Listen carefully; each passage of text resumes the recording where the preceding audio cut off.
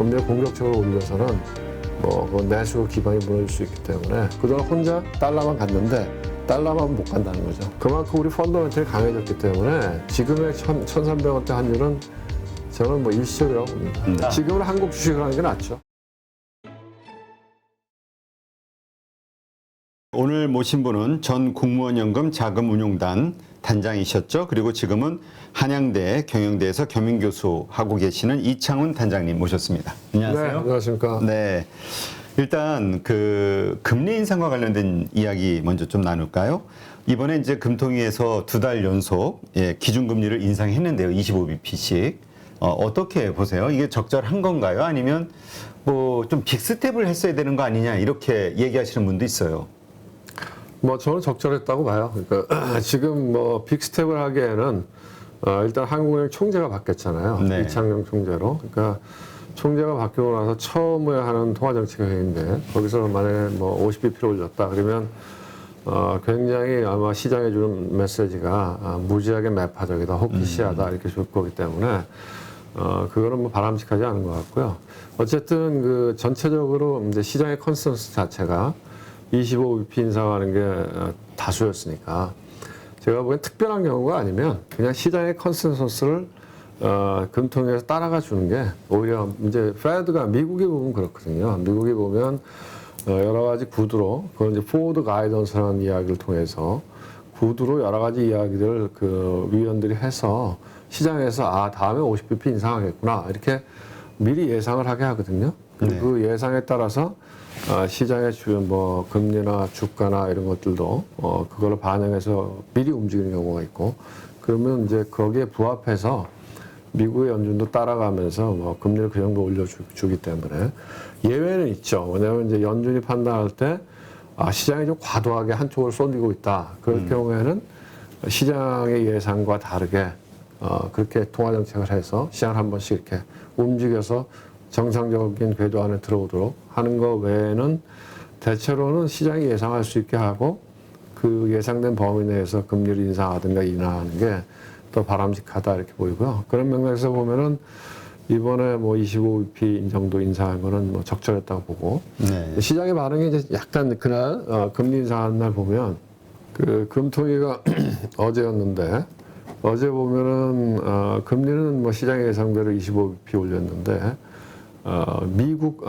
국내 10년 국채 선물을 보면 갑자기 우리가 이제 그걸 완빅이라고 하는데 100bp 움직이는 걸 갖고 완빅 움직였다 그러는데 이제 아주 드문 케이스예요.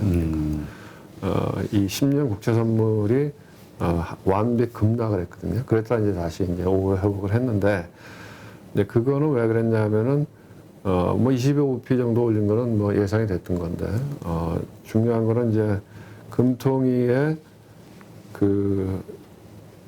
이 경제 전망 자체가 물가가 기존의 숫자에서 한 4.5% 점프업해서 예상을 하니까 시장에서 이제 그걸 매파적으로 받아들인 거죠. 그래서 이제 금리 자체도 중요하지만 이제는 제가 보기엔 또 이제 재밌어진 게 옛날에 사실 이주열 총재님 계실 때에는 좀 이렇게 보면 그분은 되게 한국은행 출신이기 때문에 굉장히 조심하시고 그래서 대체로 기자회견 자체가 예상된 범위를 벗어나지를 잘 않으셨어요. 네. 그러니까 기자회견을 보는 재미가 없죠. 왜냐면 이제 미국의 이제 연준 의장 같은 경우에는 연준 의장이 나와서 기자회견하면 온 시장이 다 기대하잖아요. 뭔 얘기를 할까. 네, 완전 촉각을 세우고 또 한마디 할 때마다 막 주가나 금리나 막 엄청나게 왔다 갔다 하는데 우리나라 이주열 총재님이 2번 전임하셨는데 후반에는 별로 총재 기자회견하는 게 사람도 관심도 별로 없고. 아니 그거를 통해서 시장을 이렇게 컨트롤하는. 근데 워낙 이분이 이제 신중하신 분이기 때문에 워낙 정해진 모범 답안만 딱 얘기하시니까. 근데 이제 제가 새로 된 이창용 한국은행 총재는 화법도 굉장히 솔직하고 그다음에 워낙 아시는 게 많잖아요. 학회도 있었고 또 ADB나 월드뱅크나 이런 IMF나 이런 국제기구에서도 일을 하셔서 아는 게 많고 그래서 그 기자회견 하는데 보니까 이 기자회견도 틀 자체가 뭐 이렇게 미리 뭐 질문지 다 받아갖고 정해진 대로 하는 그런 건 아닌 것 같고 약간 즉흥적인 부분도 있고 해서 뭐 상당히 앞으로는 금통위 기자회견 자체가 의미가 있어지겠다. 그래서 거기에서 이제 많은 그 투자자들이 어떤 힌트를 얻어내고 아니면 시장의 방향성을 그래서 예측하고 아마 제가 보기에는 시간이 좀 지나가면 점점 우리도 금통위 자체나 한국은행 총재의 발언이 시장에 주는 영향이 커질 가능성이 높다 이런 느낌이 들었습니다. 근데 이제 한국의 물가 상승 인플레이션 수치가 뭐 4%, 뭐 4.5% 뭐 이렇게 얘기하잖아요. 근데 이게 사실은 미국의 8%대보다 더 높은 것이다. 우리 부동산이 안 들어가기 때문에 그런 거지. 뭐 이런 얘기 하시는 분도 있단 말이죠. 네. 그러니까 25bp 올리는 게 중요한 게 아니라 이래서 과연 우리의 물가도 과연 잡히겠느냐 이걸 걱정하시는 분들이 있거든요.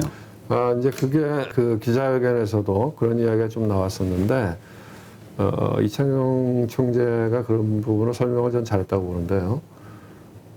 물론 이제 그 지금 현재는 이제 물가를 잡는 게 제일 중요하죠. 그런데 왜냐하면 이제 그러니까 물가에 좀 더 방점이 있는 거예요. 왜냐하면 우리가 올해 경제 성장률 그 예측한 숫자가 2.7%인가 그래요. 그러면 우리나라의 경제 잠재 성장률을 한 2% 정도로 보거든요. 그러니까 성장률 자체가 저성장이긴 하지만 뭐 리세션을 걱정할 정도는 아니거든요. 근데 이제 물가가 4 내지 5%는 꽤 높은 수준이니까. 근데 이제 왜 50bp 빅스텝을 안 가냐? 그러면 제가 생각하기에는 미국이 8% 이렇게 가고 있잖아요. 그러니까 뭐 그거에 비해서는 저희가 4 내지 5%면 그 다음에 저희가 뭐 50bp를 올린다고 해서 그럼 물가가 떨어질 거냐? 그렇진 않아요. 왜냐하면 우리는 물가에 여러 가지 영향이 있지만 물가 영향을 주는 가장 큰 원인 중에 하나가 유가예요. 우리는 다 수입하잖아요. 유가하고 환율이잖아요. 그러니까 그 수입 물가에 영향을 많이 주기 때문에 근데 50bp 빅스텝을 올렸을 때 가장 타격을 받는 건 뭐냐? 우리는 가계부채가 커요.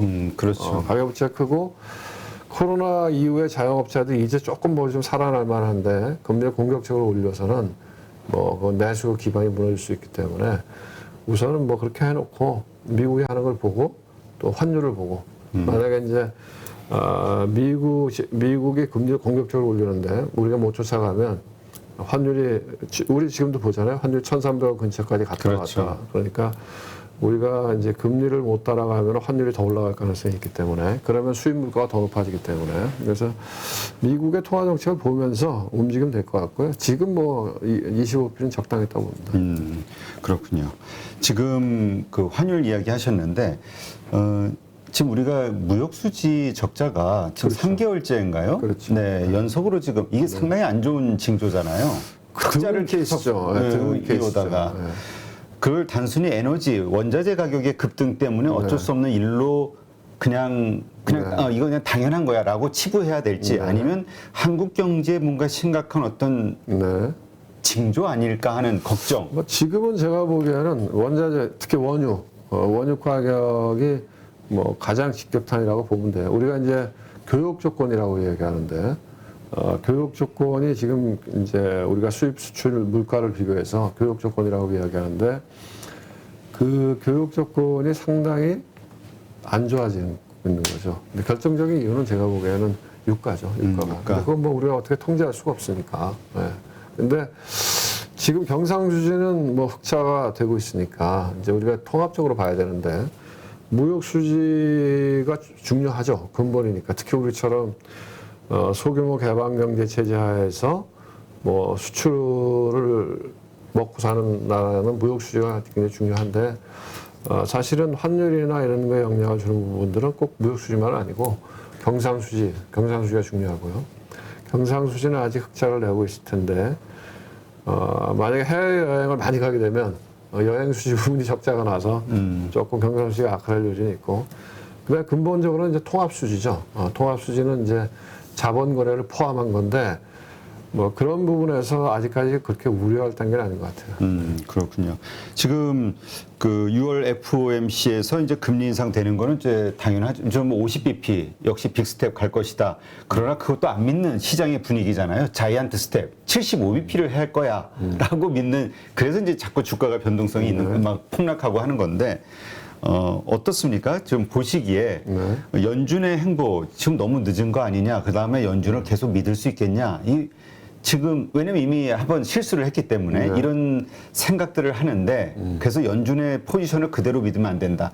이 시장의 분위기 어떻게 보세요? 그렇죠. 연준이 실기를 했죠. 사실은 작년에 금리를 올렸어야죠. 왜냐하면 작년에는 뭐 경제도 숫자가 높았고 주가도 높았고 그러니까 작년에 금리를 올렸어도 시장에 그렇게 크게 충격을 안 줬을 테니까. 그러니까 이제 그 페드가 실수한 건 맞죠. 왜냐하면 이제 제가 보기에는 뭐 물가 상승이 일시적이다 이렇게 했고, 그다음에 이제 두 번째로는 제가 보기에는 아마 인간이라고 하는 게 다 뭐 비슷하잖아요. 그러니까 사람이 다 자기의 이익을 우선하니까 파월이 작년에 연임했어야 되니까 연임했어야 되고 의회 비준이 있었기 때문에. 아무래도 좀 다비시하게 별 문제 없다 이렇게 해서 딜레이 된 건 맞고요. 그래서 연준을 믿을 수 있느냐? 그러니까 연준을 근데 그거 안 믿으면 어떡하겠어요? 아니 근데 연준을 믿을 수 없느냐의 범위가 과연 지금 그 75bp 가지고 말 그대로 인플레이션을 잡을 수 있겠냐? 그러니까 이제 그 어쨌든 뭐 그 페드가 좀 늦은 거는 맞고요. 근데 이제 그렇다고 75bp를 올리는 게 그러면 꼭 도움이 되겠냐? 이제 그거는 이거죠. 근데 이제 역으로 생각하면 75bp를 올려서 그럼 경기를 망가뜨리자. 경기를 망가뜨리면 총수요가 주니까 그러면 당연히 물가는 떨어지겠죠. 그렇죠. 근데 이제 뭐 그렇게 할 필요는 없잖아요. 그러니까 어떻게 보면 페드가 제일 하고 싶어 하는 거, 뭐 정책 당국자 마찬가지일 텐데. 소프트 랜딩이잖아요. 네. 아니면 마일드 리세션. 그러니까 뭐 금리를 좀 올려가면서 뭐 약간 소프트 랜딩 하는 게 제일 좋고 경기 침체가 오더라도 좀 마일드하게 와서 이걸 제일 원하는 거기 때문에 그래서 이제 그 어제 그 미국 시장 그저께 지난 이틀 동안 나스닥이 많이 올랐잖아요.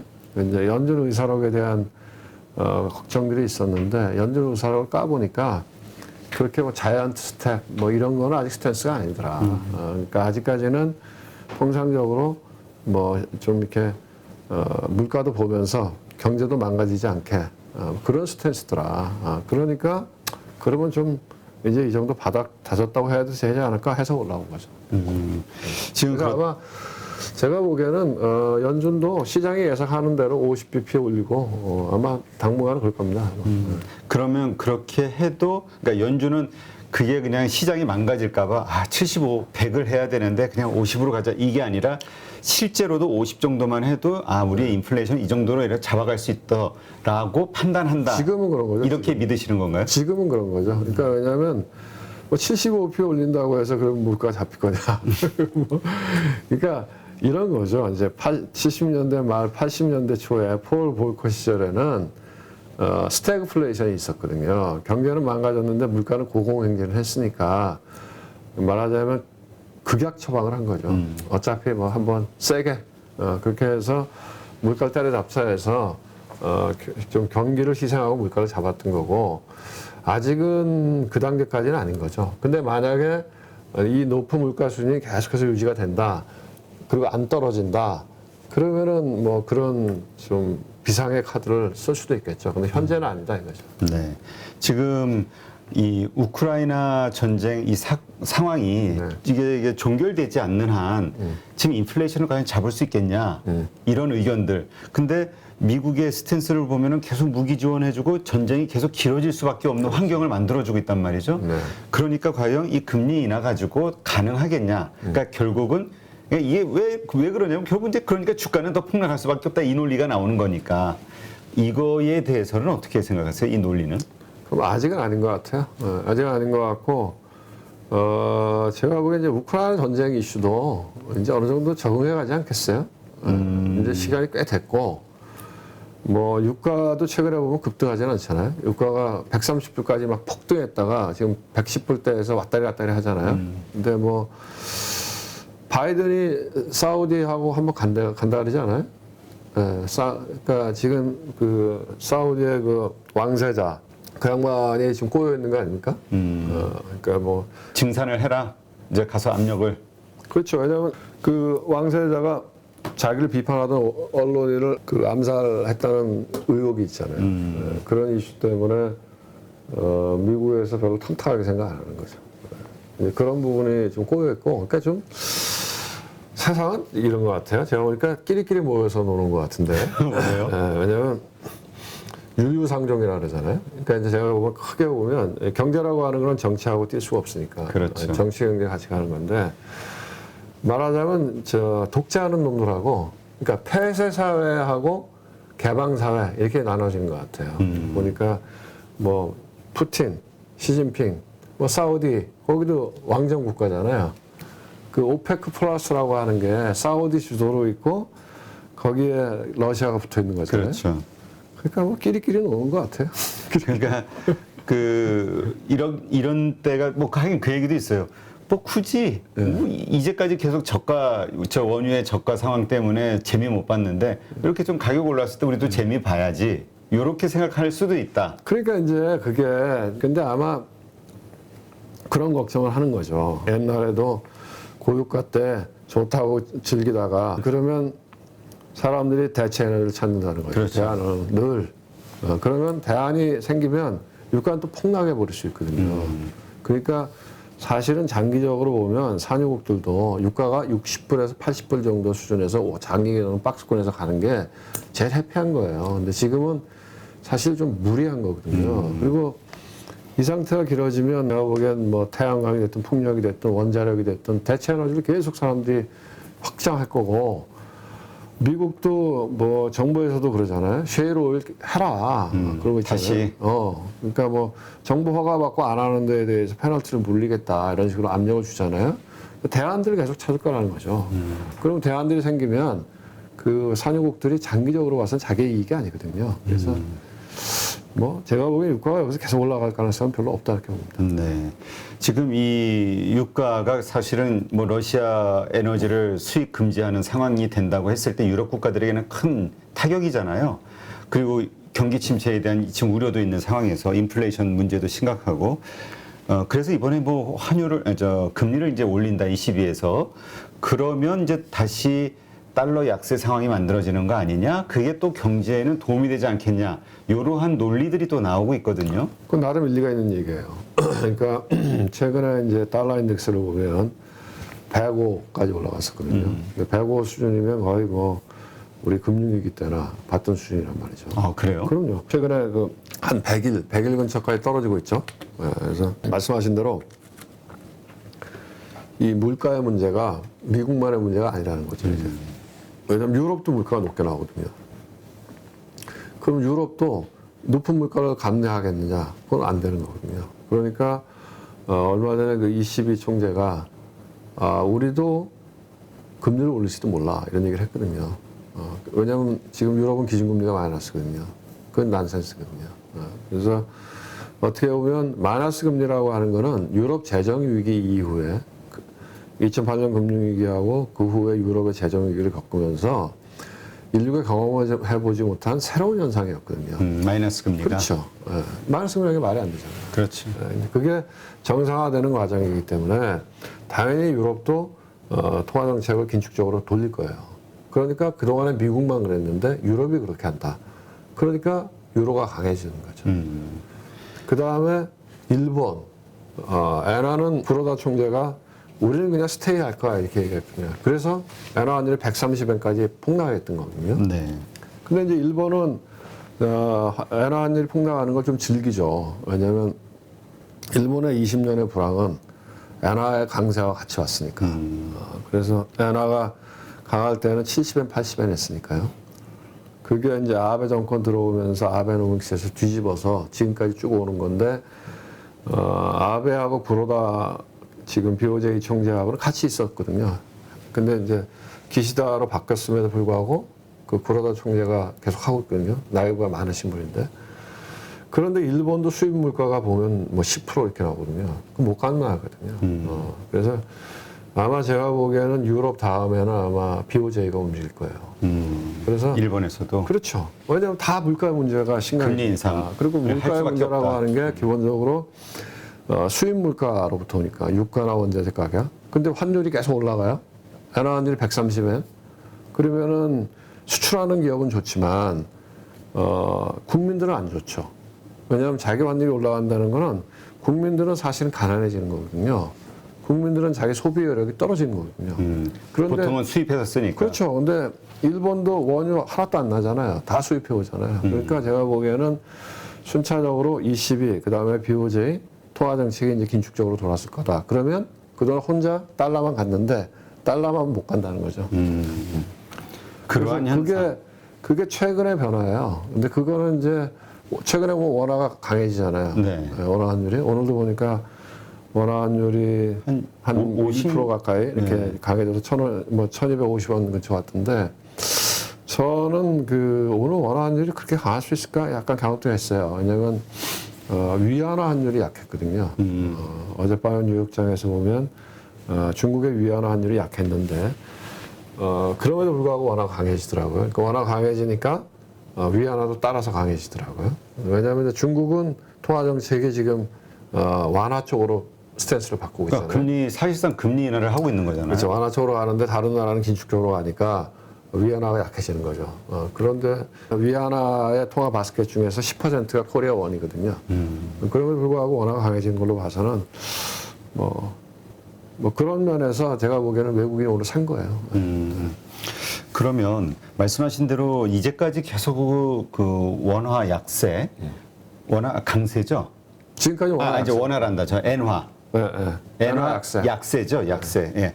이거는 아래로 얘기를 해야 될지 위로 얘기해야 될지 그 관점에 따라서 바뀌어가지고 엔화 약세인 상황. 네. 이게 그만큼 일본 경제의 어떤 취약성을 이야기해 주는 것도 된다라고 하지만 그것이 너무 오버슈팅했다. 그래서 지금은 엔화 투자를 해야 될 때다 이렇게 얘기하시는 분들도 있거든요. 근데 말씀하신 대로 금리 인상을 하면서 뭔가 달라지는 이런 게 된다고 하면 투자의 관점에서 엔화가 그렇게 강세로 된다 그런 상황이 된다고 하면 달라지는 상황들이 뭐가 있을까요? 많이 적정한 환율을 찾아가겠죠. 그러니까 예. 이제 지금까지는 그 구로다 총재의 스탠스는 엔화 강세 때문에 너무 힘들었으니까 아베노미스를 필두로 해서 엔화를 약세로 돌리는 쪽에 노력을 했고 그 당시에는 2008년 금융위기 이후에 미국도 앨런이죠 지금 재무장관한 그 앨런도 돈을 풀어야 되는 입장이었고 그 전에 벤 버냉키도 마찬가지였고 근데 미국만 돈 푸는 거 갖고는 좀 그러니까 일본도 우리도 돈 풀겠다 하니까 오케이 해 이렇게 해서 했던 거고 지금까지 어떻게 보면 상당히 좀 뭐 어느 정도 성공한 거죠. 상당히 아니래도 뭐 그럼에도 불구하고 일본 경제는 인구가 한 1억 되니까 내수가 크거든요. 근데 이제 여전히 내수 소비는 이렇게 늘어나지 않기 때문에 원하는 효과들은 안 갖고 오지만 일단은 그 디플레에서는 탈출한 거거든요. 물가 올라가니까 디플레는 탈출을 했고 그 다음에 이렇게 환율이 130엔 가면 국민들이 가난해지는 거거든요. 네? 자기 소비 여력이 준다 이거죠. 그렇기 때문에 아마 일본도 스탠스가 바뀔 겁니다. 그래서 지금 그런 맥락에서는 달러보다는 엔화를 투자하는 게 낫다 이런 얘기하는 사람도 있던데. 그러니까 일본 주식을 사는 것도 괜찮다 이런 얘기하시는 분들도 있어요. 그럴 수도 있죠. 왜냐하면 이제 그것도 맥센스한 게 엔화가 만약에 그게 조금 강해진다고 하면 또 이제 일본도 수출을 많이 하잖아요. 그렇죠. 그러니까 환율이 이렇게 자기 자국 통화가 약해지면 수출하는 게 유리하니까.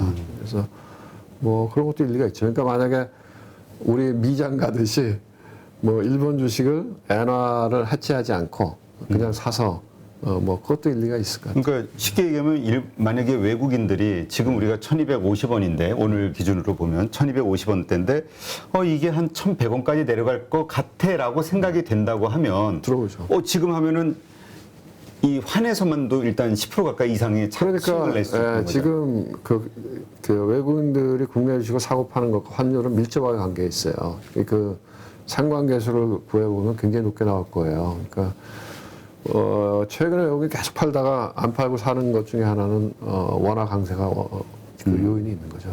근데 그렇게 우리가 생각할 때는 우리 평소하고는 다르잖아요. 우리가 보통 1,100원대를 우리 평균 환율이라고 봤을 때 지금 좀 비이상적으로 좀 높은 상황인데 네. 근데 왜 외국인들은 이렇게 내려갈 거야, 강세가 될 거야라고 생각을 못 하고 이렇게 베팅을 못 할까요? 아니 근데 최근에 아까도 우리가 얘기했지만 무역 수지가 적자가 나는 게 거의 못 봤던 현상이잖아요. 그러니까 불안한 거예요?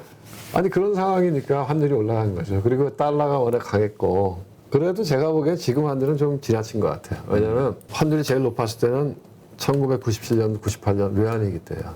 그때는 2,000원 근처까지 갔어요. 그 다음에 2008년 금융위기가 왔을 때는 1,600원 근처까지 갔어요. 그 다음에 코로나가 터졌을 때는 1,300원까지 갔어요. 그게 무슨 얘기냐면 그 동안에 한국 경제는 계속 성장을 했다 이거죠. 네. 그래서 외환 보유고도 지금 거의 뭐 5천억 달러 가깝게 쌓아놨고 우리가 외환위기 때는 외환 보유고가 300억밖에 없었는데요. 그 다음에 우리나라 기업들도 그 안에 돈도 많이 벌어서 지금 영업이익이 200조씩 되고 그렇기 때문에 우리의 체력이 그다음에 우리나라 국가 자체도 세계 10대 국가에 들어갔고 그러니까 우리나라 국가의 신용 등급도 유럽의 웬만한 나라보다 높아요. 우리나라가 일본보다도 높고 이탈리아보다 우리가 낫다고 그러는 우리가 프랑스하고 비슷하거나 그럴 거예요. 네. 일본보다도 우리가 신용 등급이 높고 그러니까 그만큼 우리 펀더멘털이 강해졌기 때문에 지금의 1,300원대 환율은 저는 뭐 일시적이라고 봅니다. 네. 예외적인 거고 다시 또 내려갈 거다. 우리가 이제 보통 해외 투자 같은 거 할 때 환율이 중요하잖아요. 그렇죠. 그러니까 내가 물건을 비싸게 사냐 싸게 사냐의 문제니까. 그래서 지금은 그래서 해외 투자를 하기에는 환율이 별로 좋은 상황이 아니다. 지금은 한국 주식을 하는 게 낫죠. 그리고 차라리 있는 거를 들여오는 게 오히려 더 날 수도 있다. 환차익을 그럴 수도 얻는. 있죠. 그럴 수도 있죠. 아, 공감하시나요? 공감합니다. 원화가 왜 그러냐면 제가 보기에는 아까도 얘기했지만 원화의 지금 환율 1,250원도 정상적으로 봤을 때는 높다. 물론 이제 위기가 오면 달라지겠죠. 그렇죠. 예를 들어서 미국이 지금 페드가 하고 있는 그런 노력들이 무산돼서 만약에 하드 랜딩을 한다. 그러면 뭐 전 세계가 이제 뭐 엄청난 소용돌이에 휘말리겠죠. 그런 경우에는 환율이 다시 올라가겠죠. 근데 그렇지 않고 뭐 지금 정도의 상황이라고 하면 뭐 시간이 좀 지나가면서 제가 보기에는 유가도 어느 정도 안정화될 거고 그 다음에 원화가 또 강세로 가면 수입 물가도 좀 낮아지고 그러면서 점진적으로 지금의 환율은 제가 보기엔 떨어질 거라고 보고요. 그런 맥락에서 지금 미국 주식하고 한국 주식 그러면 뭐 물론 미국 주식이 더 많이 근데 사실 빠진 걸로 보면 비슷해요. 고점에서 빠진 걸로 보면 우리도 3,300에서 2,600이고 그 다음에 S&P 500도 4,600에서 한 3,900 그러면 낙폭으로 보면 비슷비슷한 거 아닙니까? 네, 그렇게 보면은 뭐 지금 한국 주식이 좀 유리하다. 뭐 상대적으로 뭐 괜찮아 보여요. 네. 그리고 왜 한국 주식이 또 제가 이제 그 전에 나왔을 때는 미국 주식이 괜찮다 이런 얘기 많이 했었고 그랬었죠. 지금은 한국 주식이 괜찮아 보이는 이유 중에 하나가 돌았으면 중국부터 돌았을 거거든요. 제가 보기에는. 아, 중국의 경제 상황이 좋을 것이다. 거기서부터 그러니까 순서가 망가진 게 중국부터 망가졌어요. 아, 중국부터 망가졌고 그 다음에 이제 중국이 스탠스를 바꾸잖아요. 통화 정책을 완화 쪽으로 돌리잖아요. 네네. 그러니까 최악의 국면을 먼저 이렇게 돌려서 나오는 거는 중국부터 중국이다. 돌려서 나올 거거든요. 그런데 중국 주식을 외국인 입장에서 글로벌 인베스터 입장에서 중국 주식을 산다? 이젠 불안하죠. 여러 가지 왜냐하면 정책 리스크가 크게 보이잖아요. 중국이 뭐 하이테크 기업들 때려잡는 거 봤잖아요. 알리바바 망가뜨리는 거 봤잖아요. 그래서 중국이 돌아왔을 때 아마 한국을 살 겁니다.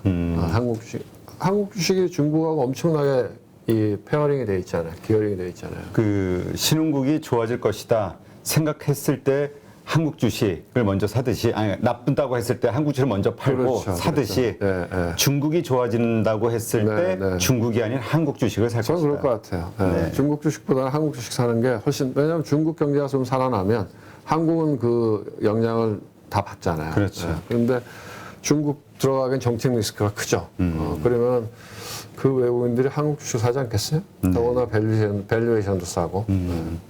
알겠습니다. 투자의 관점에서 지금 전체 어떤 거시적인 환경을 이렇게 지켜봤을 때 결국 외인들이 이제 다시 신흥국에 대한 매수를 할 수밖에 없는 상황이 될 것이고 중국 때문에라도 지금은 아니지만 예. 점진적으로 이제 그런 걸 보면서 판단해야죠. 상황이 이렇게 돌아가고. 그러니까 중국의 움직임이 중요하겠네요. 완화적인 그렇죠. 스탠스를 얼마나 강하게 할 것이냐, 그렇죠. 빠르게 할 것이냐. 예, 예. 근데 이제 그게 중국이 통화 정책을 완화 쪽으로 완전히 갖고 가기 어려운 게 지금 미국은 긴축 쪽으로 계속 가고 있잖아요. 그렇죠. 그게 그러니까 완전히 반대로 갔을 때 또 거기는 외화 유출 문제나 위안화 환율의 폭락이나 뭐 이런 여러 가지 문제가 발생할 수 있기 때문에 과감하게는 못 하는 거죠. 눈치 보면서 하는 거죠.